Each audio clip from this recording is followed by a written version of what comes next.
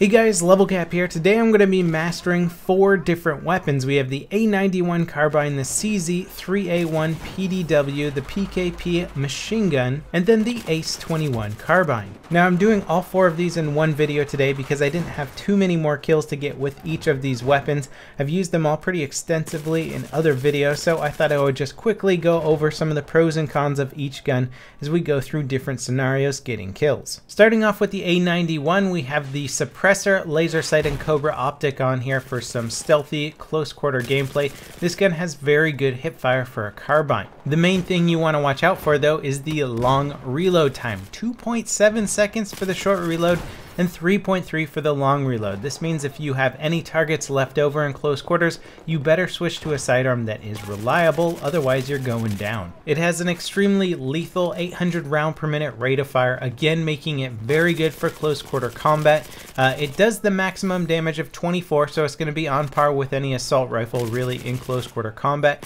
It's at the further ranges that this gun starts to drop off a little bit in terms of its aiming down sight accuracy, which isn't so great. Its recoil is fairly manageable but not great overall, and its damage drops off to around 15.4, so definitely not on assault rifle level when it comes out to further range targets. So it's really not too hard to figure out where this weapon's going to do well. Maps that have lots of close quarter combat but also decent cover. You're going to need that cover when reloading this weapon. Golmud Railway here is a perfect example of one of those maps, at least in the start before all the houses and buildings get destroyed. Now the suppressor makes an excellent attachment on this weapon. The muzzle velocity isn't particularly great to begin with, so you're not really losing too much in terms of stats when you put a suppressor on here. However, it will reduce your hipfire accuracy, so I like to try and compensate by keeping the laser sight on this weapon to try and make up for that suppressor. Now in this particular video, I'm using this gun for the assault class, but it really doesn't out damage most of the assault rifles out there. So if you are going to be using the A-91, I recommend it with the engineer, the recon class, or the support class. And finishing off my 500th kill here, I will say this is a unique little carbine, certainly very powerful, never to be underestimated, but doesn't quite make my top list of carbines. Next up we have the CZ-3A1. This 1000 round per minute little PDW can tear people up in close quarter combat. It does 24 damage maximum. It used to do 25 maximum, which as you can imagine with the 1000 round RPM made it absolutely devastating. Now it's just mostly devastating. Still an incredibly good little PDW. The gun does have fairly high recoil though, so it's going to be hard to control at those further ranges, so it's really just relegated to close quarter combat medium range if you're in a pinch.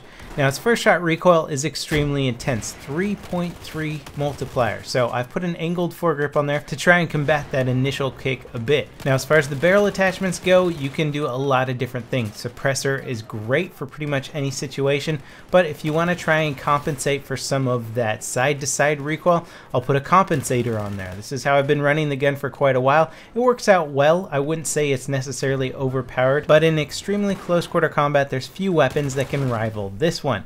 1000 rounds per minute, 24 max damage with a 30 round magazine and a 1.9 second short reload. If you hit the long reload, it's only 2.4 seconds, so this gun is going to have that nice fast reload regardless of what situation you're in. Again, this is just ideal all around for CQB. Getting 500 kills with this weapon should be no problem. TDM is certainly one of your best options, but you could always try and play sort of an aggressive rush role, taking out vehicles with your RPG and getting in close to arm MCOMs and take out infantry. And here we are about to get that 500th kill mastery dog tag, and I can check this little PDW off the list. Moving on, we're going to check out an LMG, the PKP. Now the PKP is one of those heavier machine guns that shoots a larger caliber round. This means instead of doing 24 max damage, it's going to do 33 max damage, giving you a 4-shot kill.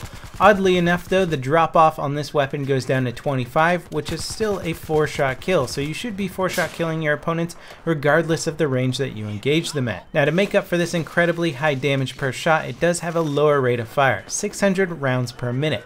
Not the fastest firing machine gun out there, but a heavy hitter. This can certainly be a fun way to go about your machine gunning, able to take out targets at longer ranges, and a 100-round magazine for suppressing any additional targets or just chewing through multiple targets. Now I did throw a suppressor on this weapon just for playing TDM. I would not use a suppressor if I was playing, say, defensively on rush. Probably not as important in conquest game modes when you're surrounded by squad mates as well, but in TDM when I'm trying to flank around the enemy team, game, the suppressor becomes very handy. It is, however, going to severely limit your effectiveness at range. Suppressors actually drop your bullet velocity drastically in this game, so if you're happy with the weapon's performance at range, you might not want to throw a suppressor on there. Now, the weapon actually has very low first shot recoil, something that I like to do on these guns generally speaking because you're going to be putting a lot of fire down range, is put a stubby foregrip on the weapon. This will help you control some of the bloom.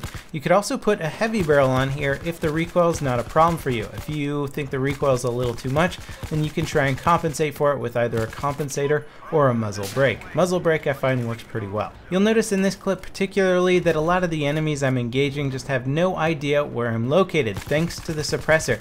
I'm about to get a nice little flank off on the enemy team. Unfortunately, because of the spawning situation, somebody actually spawns into direct line of sight of me and takes me out, but otherwise the team was having a hard time figuring out where they were getting killed from. Now, one thing to note about machine guns is that DICE has actually doubled their bullet drop, so if you do put a suppressor on these things, that means your bullet drop is going to be exaggerated crazily. So if you're trying to hit longer range targets with the suppressor, it's probably not a great idea. Again, if you put the suppressor on this weapon, you just want to relegate it to medium and close quarters. And even at those ranges, it can be a little bit tricky figuring out the bullet drop. Sometimes you'll be putting a lot of your ammo into the cover right in front of your target, so just be aware of that. And here we go, getting the mastery dog tag.